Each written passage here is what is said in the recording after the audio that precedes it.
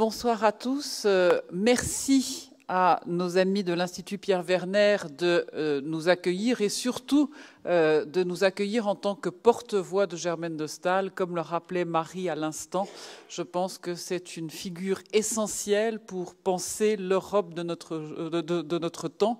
Une Europe malmenée comme elle l'était à son époque, une Europe de nouveau malmenée autrement de nos jours.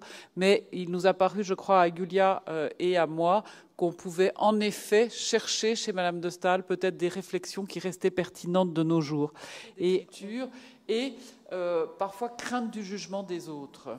Vielleicht könnte man auch noch ergänzen, dass das Verhältnis zum Vater ein ganz besonderes war. Jacques Necker, wie Sie vielleicht wissen, war unter Ludwig XVI. Finanzminister. Er war von Haus aus Banker, war also sehr, sehr vermögend, sehr einflussreich und sehr, sehr beliebt in Frankreich. Auch vom einfachen Volk. Und Madame de Staël hat ihren Vater zeitlebens sehr, sehr bewundert. Er hat sie sehr geprägt. Und auch an der Stelle, wie Catriona schon sagte, entstehen Brüche oder Paradoxien. Jacques Necker liebte seine Tochter ebenso abgöttisch wie sie ihn und trotzdem hat er ihr untersagt zu schreiben, weil Frauen nicht zu schreiben hatten. Und Madame de Staël hat sich dann also dem Willen ihres Vaters widersetzt und hat dann mit ihren Schriften europäisches Gedankengut revolutioniert.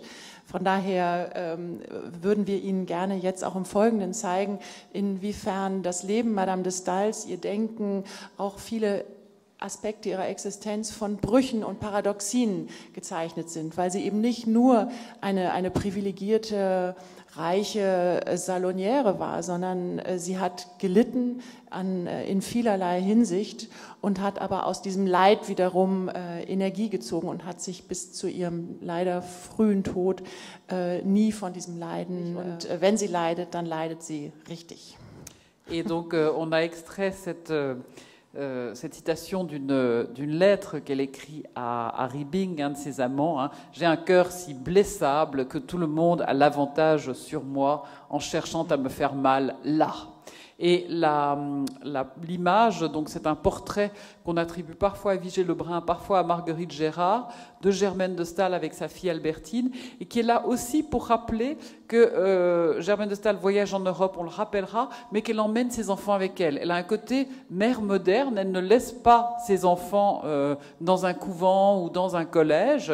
La petite Albertine, lorsque Germaine de Staël va en Allemagne, Albertine est du voyage. Lorsqu'elle va en Italie, Albertine est du voyage. Lorsqu'elle part en exil, qu'elle va en Suède, etc., Albertine en est, l'emmène en Angleterre, et ainsi de suite. Donc c'est véritablement quelqu'un qui estime aussi que l'éducation, c'est une éducation qui se trouve certes dans les livres, mais qui se passe aussi par le biais de l'expérience, et cette expérience, on l'acquiert en grande partie dans un contact avec les autres, et un contact avec les autres qui est à la fois un contact avec des individus autres et avec la culture autre, la culture qu'on affronte en voyageant. Wir haben die aus unserer Sicht wichtigsten Europa-Ideen, die sich bei Madame de Staël finden, in ein paar Stichwörtern zusammengefasst. Und an erster Stelle haben wir notiert das Ideal von Vielfalt und Einheit. Das ist ja ein Schlagwort, was auch heute gerne bemüht wird, aber im Werk Madame de Staël, wie Sie jetzt wahrscheinlich nachvollziehen können, ist es wirklich Realität geworden. Also da gibt es eben diese Vorstellung, diese vereinheitlichende Vorstellung, es muss ein lebendiges Europa sein, es muss Dynamik, Entwicklung da sein, und gleichzeitig gibt es die aber nur, wenn es Vielfalt auch gibt. Das heißt, Madame de Staël hat wirklich diese Forderung eingelöst, wirklich ein Gleichgewicht, ein dynamisches Gleichgewicht zwischen dieser großen Vielfalt kultureller Phänomene und ein paar Grundideen, die aus ihrer Sicht zentral waren, wie Catriona sagte, die Freiheitsidee, der Liberalismus oder auch die Forderung nach moralischer Qualität, also das Gewissen des Individuums.